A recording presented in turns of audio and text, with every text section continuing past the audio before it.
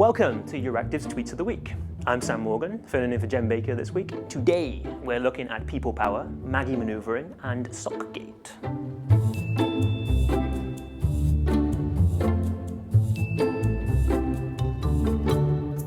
We start in the Czech Republic, where a reported 250,000 people were on the streets protesting against embattled PM Andrej Babiš.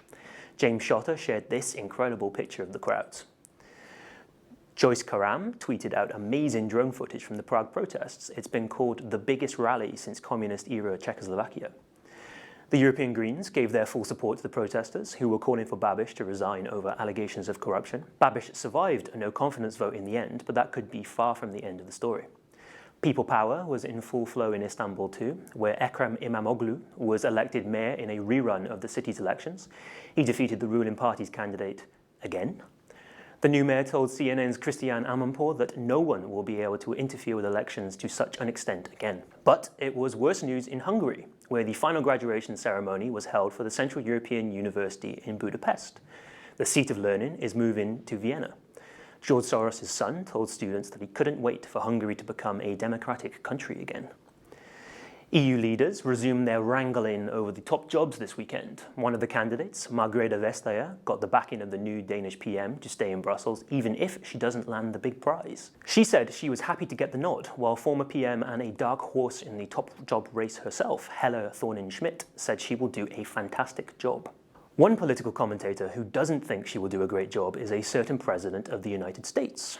Trump believes that Vestager hates America more than anyone else he's ever met. Presumably that includes Vladimir Putin and Kim Jong-un. As an amuse-bouche to the summit, Brussels journalists gave some sage advice to the council. Evan Lamos pleaded with them to stop having meetings that end at 2 in the morning. They seem to have listened, but now it means that the summit could last all the way until breakfast. Jorge Valero suggested a rave party to celebrate the new appointments. I'm pretty sure that's a gig that Jorge would kill to get. We just hope proceedings can live up to last weekend's. Andrew Duff drew attention to one of the weirdest and best presses between Juncker and Donald Tusk ever. Jean-Claude was also in fine form this week when a journalist asked Slovakia's first woman president, Zuzana Čaputová, if she was stressed after changing clothes 3 times. Odd question to ask in 2019, but Juncker stepped in and revealed that he was onto his 3rd shirt of the day too. And it was a week of EU lookalikes. A meeting between council presidents old and current prompted Danny Kemp to say he wasn't sure about this particular Simon and Garfunkel reunion. While Jorge's trip down memory lane reminded us all of how youthful Guy Verhofstadt and Jean-Claude Juncker used to look. It prompted a period of self-reflection by Georgi Gotev, who realized that 1997 Jean-Claude looks awfully familiar. Finally, even the most noble efforts to keep Tweets of the Week Brexit and Boris free are sometimes doomed to failure. This edition is unfortunately no exception. But just check out the UK's probable next Prime Minister regaling us about how he makes model buses out of cardboard boxes during his free time. John Elledge gave probably the most logical appraisal of what prompted this frankly baffling revelation by Johnson. But it was his choice of socks that prompted an in-depth inquest by John Stevens, who noticed that Johnson was wearing the same pair for days on end.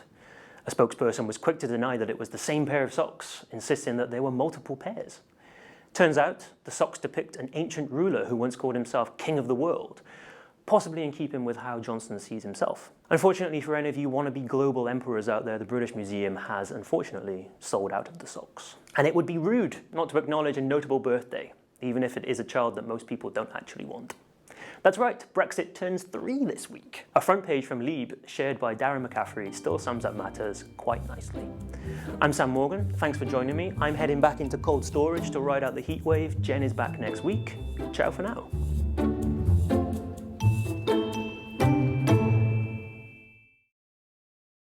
Okay, I am determined to get the names right this week.